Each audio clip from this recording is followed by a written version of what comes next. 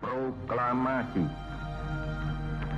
Kami, bangsa Indonesia, dengan ini menyatakan kemerdekaan Indonesia. Hal-hal yang mengenai pemindahan kekuasaan dan lain-lain diselenggarakan dengan cara saksama dan dalam tempo yang sesingkat-singkatnya.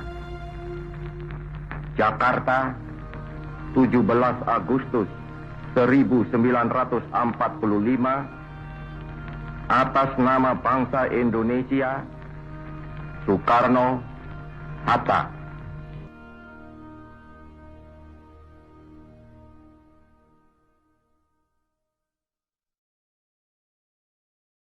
Indonesia, negara yang setelah 3,5 abad dikolonisasi, berhasil merdeka. Dalam perjalanan menuju kemerdekaan, Indonesia harus bertempur untuk sangat lama dan dalam jumlah yang sangat banyak. Namun tidak semua dan bisa saja lebih dari setengah pertempuran untuk kemerdekaan Indonesia kalah. Salah satu pertempuran tersebut adalah pemberontakan PETA di Blitar. Sudancho Suprijadi. Sudancho Suprijadi merasa prihatin dengan kondisi rakyat Indonesia, terutama di Blitar, Jawa Timur. Rakyat Blitar harus sengsara di bawah pemimpinan kekaisaran Jepang.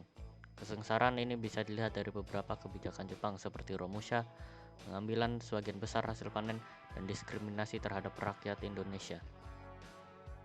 Jadi, sudah masuk akal jika seseorang akan menentang Jepang. Seseorang itu adalah tentara-tentara PETA. Meskipun ini tidak pasti bagaimana gerakannya dimulai, tapi dibilang bahwa Suprijadi yang saat itu umurnya masih di bawah 22 tahun, mengumpulkan beberapa orang kepercayaannya dan mengadakan pertemuan-pertemuan rahasia yang membahas apa yang akan mereka lakukan dengan pasukan Jepang. Salah satu pertemuan ini membuat sebuah rencana pemberontakan, yaitu untuk menyerang kota dengan para pemberontak dibagi menjadi 4 grup.